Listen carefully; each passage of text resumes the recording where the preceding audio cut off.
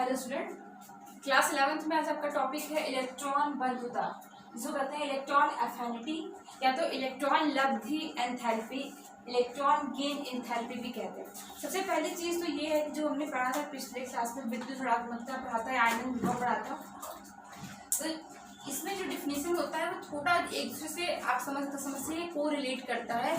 इस तरह की जो एक होता है ठीक उसका उल्टा होता है, ठीक है। तो आप बिल्कुल कंफ्यूज मत होइएगा, एक एक लाइन को समझते हुए चलिए, बहुत इजी है, बहुत अच्छे समझ जाएंगे। स्टार्ट करते हैं। आप कह सकते हो कि इलेक्ट्रॉन बंधुता क्या है, ठीक है। जो डिफिनेशन जो लिखा है मैंने वो भी देखी, लेकिन जो मैं बोल रही हूँ उसको भी सुनते हुए चलिए। किसी तत्व की इलेक्ट्रॉन बंधुता निर्मुक्त ऊर्जा की वह मात्रा है जो उस तत्व के एक उदासीन विलगित गैसीय परमाणु के संयोजी कोष द्वारा एक अतिरिक्त इलेक्ट्रॉन ग्रहण करके उसे गैसीय एकल ऋणात्मक आयन अथवा ऋणायन बनाने पर उत्पन्न होती है। सीधी सी बात है, करा ये ऊर्जा की निर्मुक्त ऊर्जा की वो मात्रा है जो संयोजी कोष के द्वारा एक इलेक्ट्रॉन ग्रहण करके उसे एकल ऋणात्मक आयन अथवा ऋणायन बनाने पर उत्पन्न होती है। सिंपल सी बात है कि आप जानते हो कि जब भी इलेक्ट्रॉन को ग्रहण करेगा तो ऋणायन ही बनाएगा, ठीक है। डेफिनेशन तो आपको पता हो गया कि एक इलेक्ट्रॉन को ग्रहण करेगा, एक अतिरिक्त इलेक्ट्रॉन ग्रहण करेगा संयोजी कोष के द्वारा और ऋणायन बनाने पर उत्पन्न होता है, वही आपकी ऊर्जा होती है, एनर्जी होती है। अब बात करते हैं कि कैसे इसको शो करेंगे। आपको पता है ना क्लोरीन क्या होता है, क्लोरीन से क्लोराइड आयन बनने के लिए क्या होता है, आप इलेक्ट्रॉन ग्रहण करते हैं, एक इलेक्ट्रॉन ग्रहण करेगा क्लोरीन तो बनाएगा क्या, क्लोराइड आयन। तो क्लोरीन से क्लोराइड बनने पे जो निर्मुक्त ऊर्जा होती है वही आपकी होती है इलेक्ट्रॉन बंधुता। और ये जो पूरा प्रोसेस है ये ऊष्माक्षेपी प्रक्रम है, ऊष्माशोषी नहीं है, ऊष्माक्षेपी है। शोषी में क्या होता है, एनर्जी जो होता है वो शोषित किया जाता है, और क्षेपी में क्या होता है कि जो एनर्जी होती है वो रिलीज होती है। वो कह भी रहा है कि निर्मुक्त ऊर्जा की वह मात्रा, ठीक है। तो आप समझिए ये निर्मुक्त ऊर्जा है, जो ऊर्जा निकल रही है वो ऊर्जा है कि जो जब कोई भी संयोजी कोष का इलेक्ट्रॉन एक अतिरिक्त इलेक्ट्रॉन ग्रहण करके ऋणायन बनाने पर उत्पन्न होता है, तो जो ऊर्जा रिलीज होती है वही होती है आपकी इलेक्ट्रॉन बंधुता। और ये आपका एक ऊष्माक्षेपी प्रक्रम है, तो ऑब्वियस सी बात है कि ऊष्माक्षेपी ही होगा। इसका मात्रा भी वही होता है जो आयनन विभव मैंने बताया था, इलेक्ट्रॉन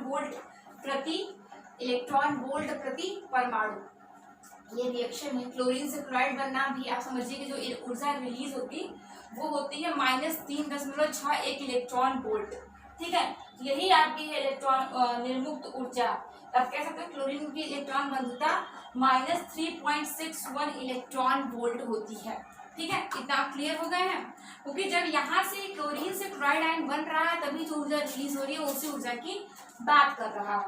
अब बात करते हैं कि किसका प्रभाव पड़ता है इलेक्ट्रॉन बंधुता को, कौन सा ऐसा फैक्टर है जो इलेक्ट्रॉन बंधुता को प्रभावित करता है। तो स्टार्ट करते हैं। पहला जो होता है वो होता है परमाणु का आकार, एटॉमिक साइज, ठीक है। एटॉमिक साइज कैसे प्रभावित करता है, देखिए अब जब परमाणु का आकार बढ़ेगा, आकार बढ़ने का मतलब क्या है कि उसमें कोष बढ़ेंगे ना, नंबर ऑफ कोष इंक्रीज होंगे, यानी कक्षाएं बढ़ती जाएंगी तो उनकी परमाणु त्रिज्या क्या होगी, बढ़ेगी। जैसे जैसे अंतिम कक्षा का जो इलेक्ट्रॉन होगा उसमें कोष इंक्रीज करेगा K, L, M, N, तो M की जो दूरी होगी वो कंपेरिजन टू N कम होगी, यानी N की जो दूरी होगी वो ज्यादा होगी नाभिक से। पहले परमाणु त्रिज्या, जब परमाणु का आकार बढ़ेगा तो नाभिक द्वारा नए जुड़ने वाले इलेक्ट्रॉन कोष के बीच की दूरी भी बढ़ेगी, और जिसके द्वारा जुड़ने पे जो नाभिक का जो इलेक्ट्रॉन होता है वो कम शक्ति से आकर्षित होता है, मतलब नाभिक का जो इलेक्ट्रॉन में फोर्स लगेगा वो कम लगेगा, और इससे जो ऊर्जा होगी वो कम रिलीज होगी। पहला समझिए कि जो परमाणु का आकार होता है अगर ये बढ़ेगा तो आप समझ सकते हैं कि नाभिक का भी जो आकार है वो बढ़ता चला जाएगा, परमाणु त्रिज्या बड़ी होती चली जाएगी।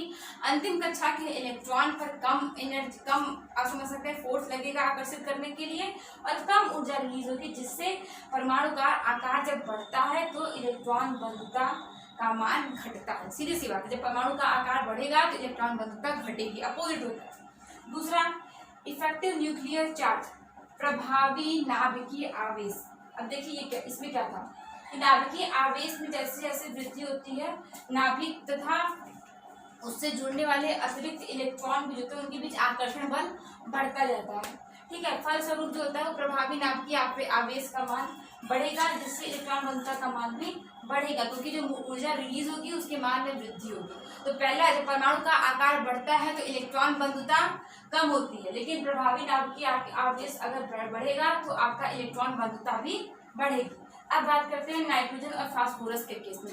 सबसे पहले तो आप ये जानिए कि जब भी कोई भी सेल है अगर वो फुलफिल है तो वो स्टेबल है, लेकिन अगर वो हाफ फिल्ड है तब भी वो स्टेबल है। अगर 6 इलेक्ट्रॉन है पी में तब भी वो स्टेबल है, अगर 3 इलेक्ट्रॉन है तब भी वो स्टेबल है।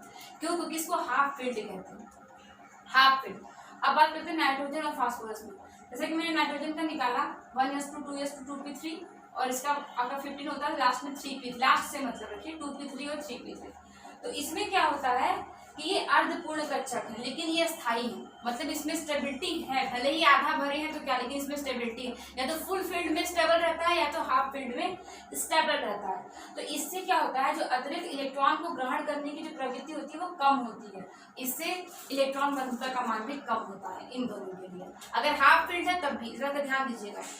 अब बात करते हैं अक्रिय गैस। अक्रिय गैस में क्या होता है ना कि इलेक्ट्रॉन जो बंधुता होती है, क्योंकि इनका जो बाहरी इलेक्ट्रॉन बंधुता का मतलब होता है इलेक्ट्रॉन को ग्रहण करने की प्रवृत्ति। अब नोबल गैस है तो इलेक्ट्रॉन तो ग्रहण करेगा नहीं, क्योंकि उसमें बाहरी आउटलेट क्या होती है, फुलफिल होती है, हीलियम, नियान, आर्गन, सेप्टान, जिनान, रेडान।